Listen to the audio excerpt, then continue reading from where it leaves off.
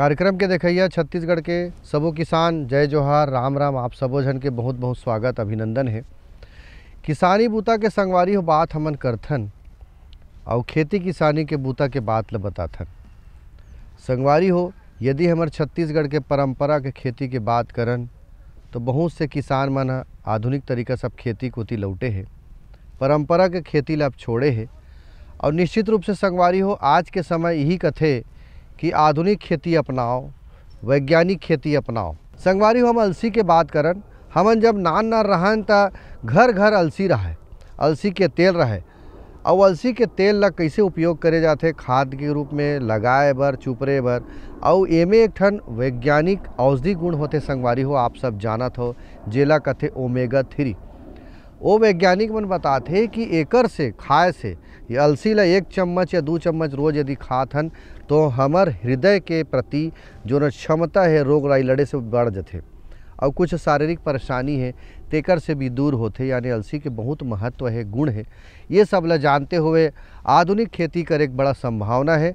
तो कैसे संभावना है बाद में बताऊँ वैज्ञानिक के माध्यम से। पहली आप मन देखो ये खास संदेश।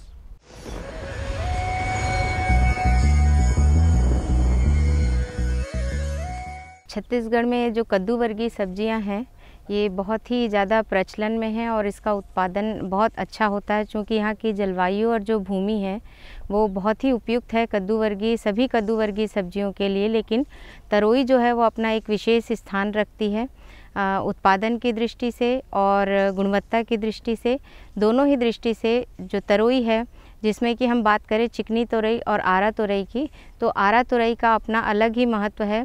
जैसे हमारे जो छत्तीसगढ़िया जन हैं ये सभी इसको पितृपक्ष में इसका बहुधा उपयोग करते हैं। तो उस दृष्टि से अगर किसान भाइयों को इसके समय से खेती की जानकारी उपलब्ध हो जाए तो इसका ये अधिक उत्पादन ले करके मुनाफा कमा सकते हैं। और जहाँ तक गुणवत्ता की बात करूँ तो तरोई जो है एक फाइबर वाली फसल है। फाइबर इससे अच्छी मात्रा में प्राप्त होता है। इसके अतिरिक्त विटामिन सी और भी सूक्ष्म तत्व जैसे जिंक है, मैग्नीशियम है, आयरन है, कैल्शियम है, इसकी प्रचुर मात्रा तरोई में पाई जाती है। और बहुत अच्छी बात यह है कि इसमें कम मात्रा में कोलेस्ट्रॉल और कम कैलोरी होती है, तो यह वज़न कम करने में भी तरोई बहुत सहायक होती है।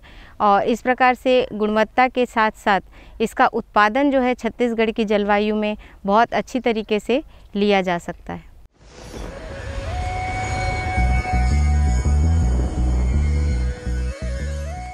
किसान भाइयों संदेश के बाद आवा चर्चा ला शुरू करन। आज हमार चर्चा के विषय रखें अलसी के आधुनिक खेती। विशेषज्ञ है इंदिरा गांधी कृषि विश्वविद्यालय के प्रमुख वैज्ञानिक डॉक्टर संजय द्विवेदी जी। ओकर से पूछा था कि छत्तीसगढ़ के जलवायु के हिसाब से अलसी के आधुनिक खेती के संभावना, एकर महत्व, एकर गुणवत्ता का है। आओ देखथन। अलसी आज के परिप्रेक्ष्य में बहुत महत्वपूर्ण फसल है और रही बात जलवायु परिवर्तन के परिप्रेक्ष्य में भी महत्वपूर्ण फसल है, क्योंकि दूसरी फसलें जो जलवायु जिस तरह से परिवर्तित हो रही है, तापमान लगातार बढ़ने की संभावना व्यक्त की जा रही है और अगर 1 से 2 डिग्री तापमान में वृद्धि दर्ज की जाती है रबी में, तो दूसरी जैसे गेहूं की फसल है उसकी उत्पादकता में 6 से लेकर 15% तक कमी दर्ज की जा सकती है। जबकि इस फसल में इस तरह के प्रभाव तापमान के देखने को प्रायः नहीं मिलते हैं।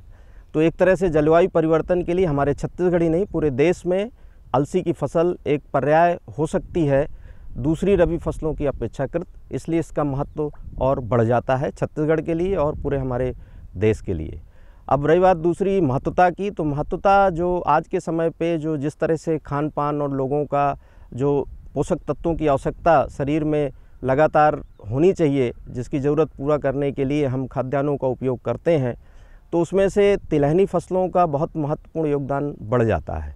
अगर प्रदेश और देश में देखें तो अलसी का हालांकि जो इसका रकबा है वो उतना बढ़ नहीं रहा है, लेकिन इसको बढ़ाने की आवश्यकता है। आवश्यकता इसलिए है क्योंकि जो इसका तेल है वो बहुत गुणकारी है।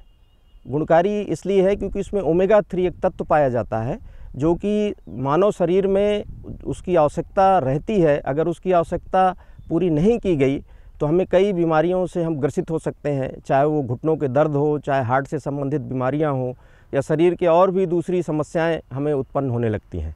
तो इसलिए इसकी महत्वता और बढ़ जाती है। अगर हम इसका 15 से 20 ग्राम से लेकर 25 ग्राम तक प्रतिदिन 1 से 2 चम्मच तक सेवन करते हैं तो हमारे शरीर की जो ओमेगा 3 की आवश्यकता है उसकी पूर्ति हो जाती है, इसलिए इसकी महत्वता और बढ़ जाती है। किसान भाइयों देखे हो, जैसे मैं गोठियावत रहे हो तो बतावत रही से कि अलसी के तेल के कतेक महत्व है।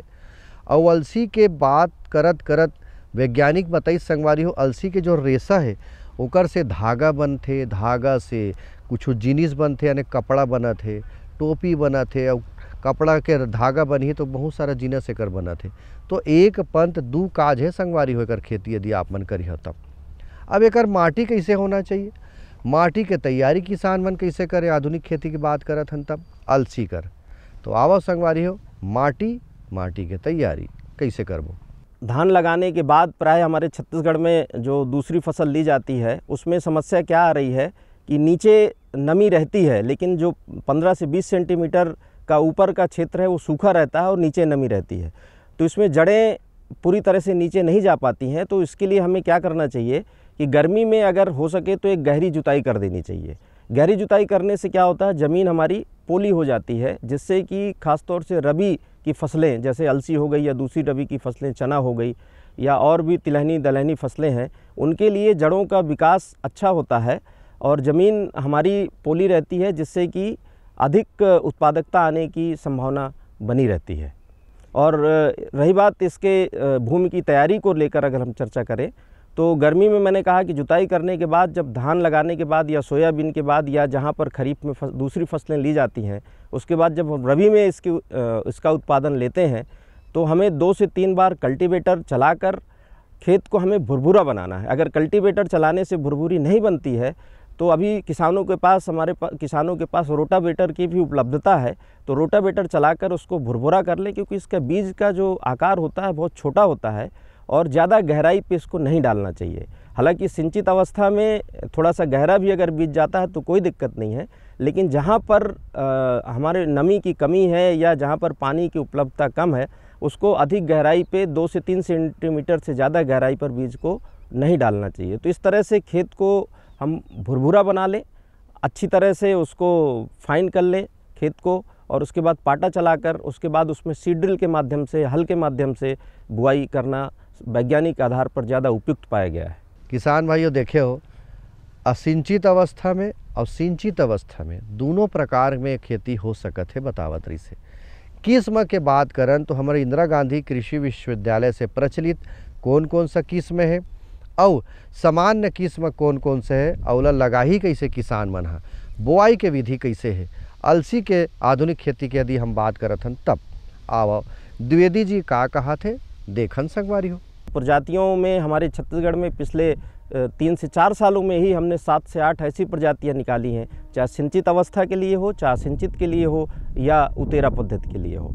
और अभी आप देख रहे हैं ये भी हमारी जो प्रजाति है ये RLC 153 है, जो कि देख रहे हैं आप कि लगभग इसकी हाइट आप देखेंगे तो 65 से 70 सेंटीमीटर तक हाइट इसकी आई है। और इसके बाद इसकी जो ऊपरी जो शाखाएं हैं उसमें पूरी तरह से इसमें फलियां बन रही हैं, जो कि जिसकी उत्पादकता बहुत अच्छी होगी। हम लोगों ने इसको अपने अनुसंधानों में पाया कि 23 से 25 कुंटल प्रति हेक्टेयर इसका उत्पादन हम लेने में सक्षम पा रहे हैं। किसानों के यहाँ जो प्रदर्शन भी हम लोगों ने किए इस प्रजाति के और इसकी प्रजाति के अलावा भी, तो वहाँ पर भी किसान इसका 15-16 कुंटल उत्पादन ले रहे हैं, जबकि हमारे राज्य में उत्पादकता और पूरे देश में इसकी उत्पादकता काफ़ी कम है। उत्पादकता इसकी मात्र 400 किलोग्राम के आसपास है, जो कि काफ़ी कम प्रति हेक्टेयर है, जो कि काफ़ी कम होती है। जबकि हमारा अगर वैज्ञानिक पद्धति से किसान इसको लेता है तो इसको कई गुना अधिक उत्पादन बढ़ा सकते हैं। अधिक उत्पादन के साथ साथ हम अच्छी गुणवत्ता भी, जैसा कि आपने कहा कि अच्छी गुणवत्ता भी उसमें मिलेगी अधिक उत्पादन के साथ, चाहे वो ओमेगा 3 का कंटेंट हो, चाहे उसके साथ जो सबसे महत्वपूर्ण है उसका तेल का प्रतिशत भी अच्छा आएगा। तो इन प्रजातियों को जो मैंने जैसे RLC 153 बताया, या उसके अलावा भी जो हमारी इसके पहले की प्रजातियाँ RLC 92, उसका भी उत्पादन बहुत अच्छा आता है। इसके अलावा हमारी RLC 133 भी है, 143 भी है, ये अलग अलग परिस्थितियों के लिए संस्तुत की गई प्रजातियां हैं। इनका हम किसानों के खेत में प्रदर्शन भी लगातार कर रहे हैं, जो कि बहुत अच्छा जिनका रिस्पांस किसानों के खेत में हमें मिल रहा है। किसान भाइयों देखे हो, बहुत सारा किस्म बतई से जेला इंदिरा गांधी कृषि विश्वविद्यालय से अनुशंसित करे गए है और प्रचलित करे गए है, ओला लगा सकत हा। अब जल प्रबंधन यदि करना है तो कैसे करबो?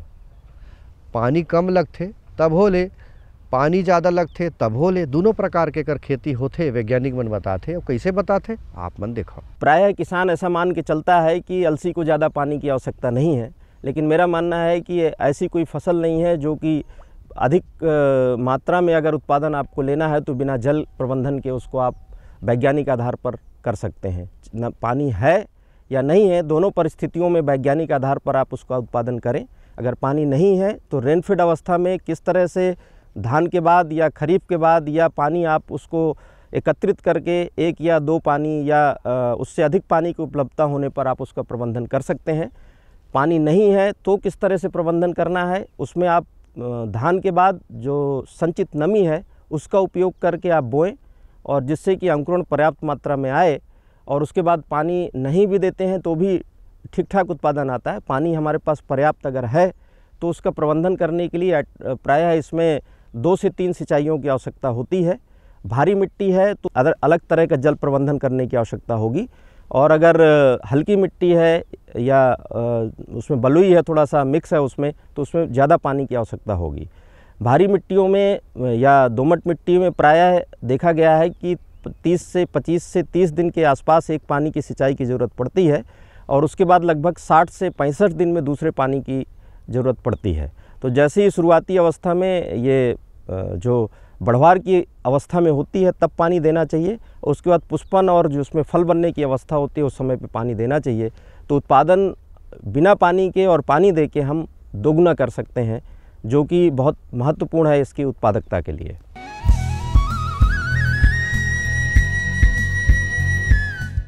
ये लो और बताओ। बस। अरे ये क्या भैया जी, बस इतनी सी रासायनिक खाद? किसानी छोड़ रहे हो क्या? किसानी नहीं, नादानी छोड़ रहे हैं। मिट्टी की जांच कराई है, अब तो लालाजी जितनी जरूरत है उतने ही उर्वरक खेत में डालेंगे। हाँ, किसान भाई आज ही अपने जिले की नजदीकी भूमि परीक्षण प्रयोगशाला में मिट्टी की जांच जरूर करवाएं और मिट्टी में पोषक तत्व, नमी व पौधे के विकास को देखते हुए केवल जरूरत के अनुसार ही पोषक तत्व डालें। और हाँ, मिट्टी में गंधक, जस्ता, बोरोन जैसे सूक्ष्म पोषक तत्वों का पता लगाना भी न भूलें। उर्वरक और जैविक खाद के सही उपयोग से भूमि का उपजाऊपन बनाए रखें, उत्पादकता बढ़ाएं, खर्चा घटाएं और बहुमूल्य विदेशी मुद्रा बचाने में भी सहयोग दें। और हाँ, धीमी गति से नाइट्रोजन उपलब्ध कराने वाले उर्वरकों जैसे नीम लेपित यूरिया को प्राथमिकता दें और यूरिया का पत्तों पर छिड़काव करें। अरे वाह, तू तो सचमुच समझदार हो गया। अधिक जानकारी के लिए संपर्क करें जिला कृषि अधिकारी या किसान कॉल सेंटर। मेरे साथ बोलो, ए बी। अरे नादान, बच्चे को एबीसी सिखा रहा है। अरे काम धंधे की एबीसी तू कब सीखेगा? ये देख विज्ञापन, तेरे जैसे कृषि विज्ञान सीखे हुए युवाओं के लिए भारत सरकार के कृषि मंत्रालय ने एक योजना बनाई है, ACABC। ACABC? जी हाँ, ACABC यानी एग्री क्लिनिक्स और एग्री बिजनेस सेंटर। इसके तहत कृषि विज्ञान पढ़े युवाओं का चयन होने पर उन्हें मुफ्त ट्रेनिंग दी जाती है, और हाँ, अपना कारोबार चलाने के लिए बैंक से लोन भी मिलता है। इसके साथ ही अगर युवा अपने इलाके के किसानों की खुशहाली के लिए उन्हें खेती बाड़ी व अपने कारोबार से जुड़ी लाभदायक जानकारी देते रहेंगे तो उन्हें लोन पर 36 से 44% तक की सब्सिडी भी मिलेगी। तब तो मैं जरूर सीखूंगा काम धंधे की ABC। शाबाश, चलो अपनाएं स्वरोजगार, खेती में हो विकास अपार।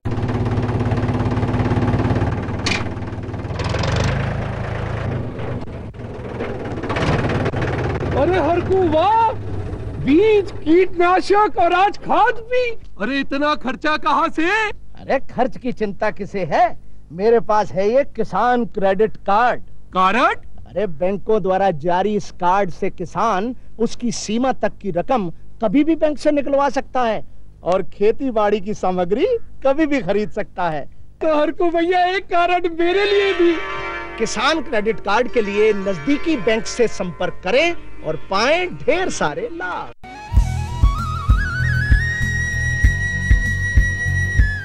किसान भाइयों देखे हो ना, कमती पानी में भी एकर खेती करे जा सकत है, ज़्यादा पानी में भी एकर खेती करे जा सकते हैं। द्विवेदी जी बतावत रही से। अब खाद के प्रबंधन हमला करना है, कौन सा मात्रा में देना है, कब कब देना है, ये ला बताही आप मन देखा। खादों का प्रबंधन अपने आप में उत्पादकता को बढ़ाने में बहुत सहायक है, और अगर हम सही उर्वरकों का प्रयोग नहीं करते हैं तो उत्पादकता कहीं ना कहीं हमारी प्रभावित होती है। तो संतुलित उर्वरक अपने आप में एक वैज्ञानिक आधार पर उत्पादन का बहुत बड़ा मापदंड है। तो हम देखते हैं कि जो इसके लिए आवश्यक पोषक तत्व हैं, प्रायः आप देखेंगे कि जिसमें कि नत्रजन, फास्फोरस और पोटास, लेकिन परिस्थितियों के आधार पर जो खाद की मात्रा है, उर्वरक की मात्रा है, उसको हम अलग अलग मात्रा में देते हैं।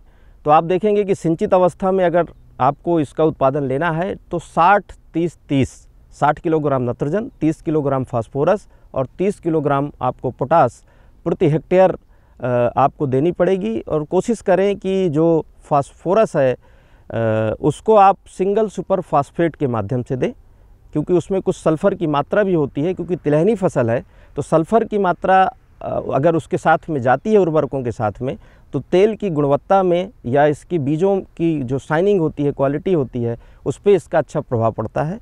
असिंचित अवस्था में थोड़ा सा उर्वरकों की मात्रा कम हो जाती है। तो उसके लिए आपको 40 किलोग्राम प्रति हेक्टेयर नत्रजन, 20 किलोग्राम प्रति हेक्टेयर फास्फोरस और 20 किलोग्राम प्रति हेक्टेयर पोटास की मात्रा देनी चाहिए। कुछ किसान भाई जैसे उतेरा के माध्यम से भी लेते हैं तो उसके लिए मात्र 20 किलोग्राम प्रति हेक्टेयर नत्रजन की मात्रा उपयुक्त पाया गया है। तो इस तरह से इसका तीनों परिस्थितियों में किस तरह से प्रबंधन करना है वो हमने बताया। और जो नत्रजन है उसको एक साथ हमें नहीं देना है, उसका 50% मात्रा हमें नत्रजन की बुआई के समय पर देनी है और 25% जो बची उसको पहली सिंचाई में और दूसरी सिंचाई पे आपको देनी है। लेकिन असिंचित अवस्था में, शुरुआती अवस्था में ही हमें पूरा जो उर्वरक है उसको एक साथ दे देना है। किसान भाई हमारे खरपतवारों की समस्या से जूझते रहते हैं, तो ये बहुत हर्ष का विषय है कि हमने इस फसल के लिए नींदानाशक जो सबसे उपयुक्त है उसका हमने अनुसंधानों से बहुत अच्छा पाया है, जिसको मेटसल्फ्यूरान मिथाइल बोलते हैं। और इसके लिए लगभग 15 से लेके 20 दिन के अवस्था जब फसल की होती है तो उस टाइम पे हमारे छत्तीसगढ़ में सबसे बड़ी समस्या है तिनपतिया और चनौरी की। तो वो पूरी तरह से फसल को आच्छादित कर लेती है। तो अगर हम इस अवस्था में लगभग 15 से 20 दिन के बीच में 2 से 3 पत्ती की अवस्था में जब खरपतवार होता है, उस टाइम पे अगर मेटसल्फ्यूरान मिथाइल का स्प्रे कर देते हैं तो हमें खरपतवारों की, खासतौर से चौड़ी पत्ती खरपतवारों से निजात मिल जाती है और बहुत अच्छी उत्पादकता हमें मिल जाती है। हमारी फसल भी प्रभावित नहीं होती है। किसान भाइयों, समस्या के यदि हम बात करन, हर फसल में कुछ न कुछ समस्या आथे। वैसने औषधि गुण से भरपूर हमार अलसी हावे, लेकिन कुछ रोगराई लग जाथे का रोगराई लगथे, ओकर लक्षण का है, ओकर पहचान का है, और ओकर उपाय हम कैसे करबो फसल ला नुकसान से बाँचे बर, ये सब वो बात ला बताही द्विवेदी जी। कीड़ों और बीमारियां एक महत्वपूर्ण विषय है किसी भी फसल के लिए। अलसी भी उसी तरह से प्रभावित होती है कीड़े और बीमारियों से, इसका प्रबंधन भी महत्वपूर्ण हो जाता है। तो हम पाते हैं कि जो अनुसंधानों में या किसान के खेतों में हम देख पाते हैं तो इसमें कीड़े लगते हैं, लेकिन एक समस्या इसमें आती है बर्ड फ्लाई की। तो बर्ड फ्लाई क्या होता है कि ये जब पुष्प देख पा रहे हैं आप कि जैसे ही फूलता है तो फूलने की अवस्था में ही इसमें वो प्रभावित करता है और इसके अंदर वो होल कर देता है। होल करने के बाद हम देख पाते हैं कि बाद में जो फलियां बनती हैं वो पूरी तरह से बन नहीं पाती हैं और इस तरह से वो संकुचित हो जाती हैं और यहाँ से वो बर्ड फ्लाई होल करके बाहर निकल जाती है। तो इसके लिए शुरुआती अवस्था में ही इसका नियंत्रण करना चाहिए। इसके लिए जो इंसेक्टिसाइड है उसको आप अगर उपयोग करते हैं शुरुआती अवस्था में जब फूल आता है तो हम पूरी तरह से इसका नियंत्रण कर पाते हैं।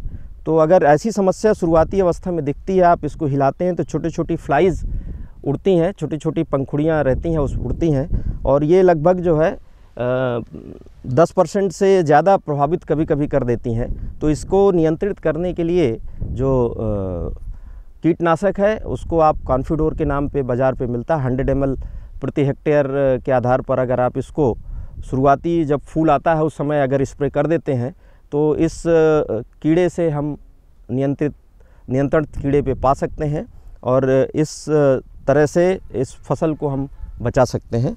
दूसरा, इसमें बीमारियां जो आती हैं, ये तो कीड़े की बात हो गई। बीमारियों में आप देखेंगे विल्ट एक बहुत बड़ी समस्या है, सिर्फ इसी फसल की नहीं और भी दूसरी फसलों की, जो कि फंगस की वजह से आता है।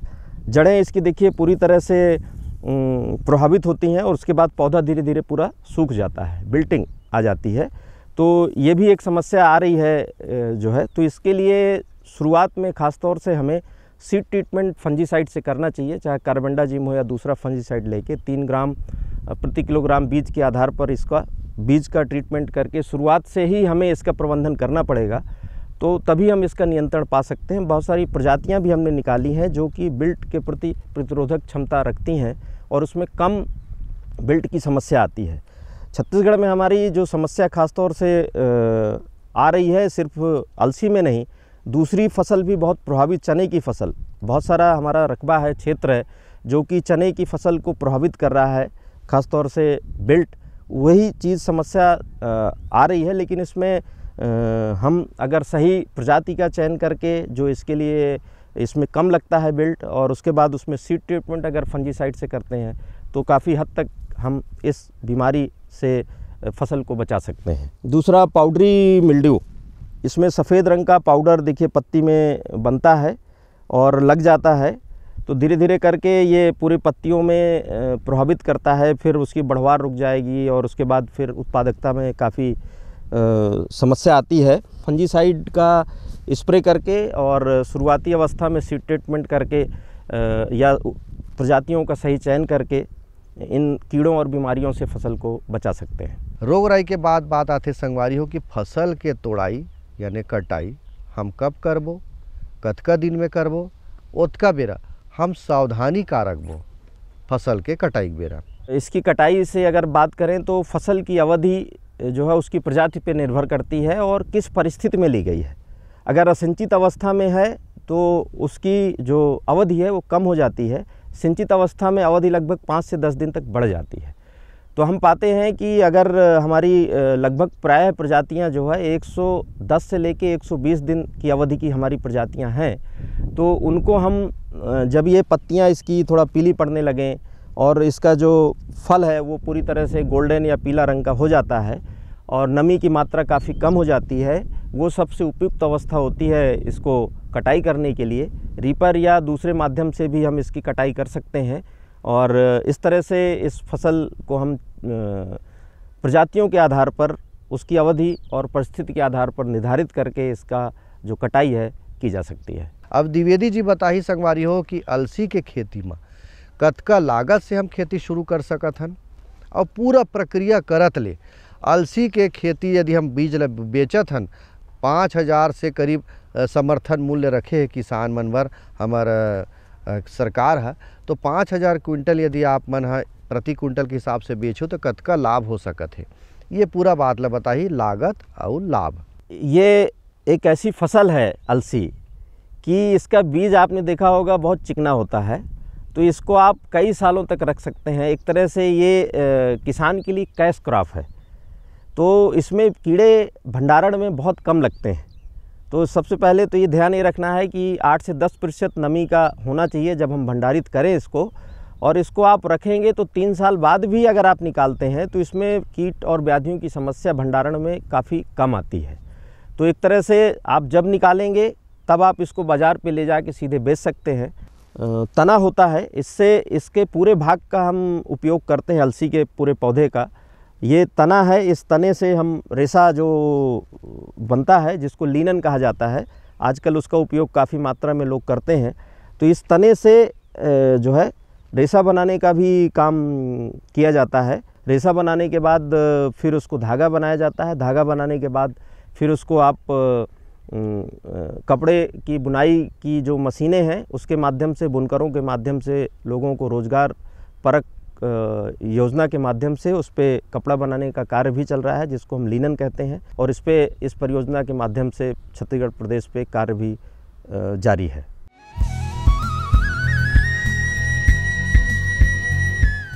तो किसान भाइयों, अब जाए के बेरा हो गए अवैया दरी, फिर एक सन नवा विषय के संग गोड़ बात करे बराबो। तब तक मोला देवा विदा। राम राम, जय जोहार।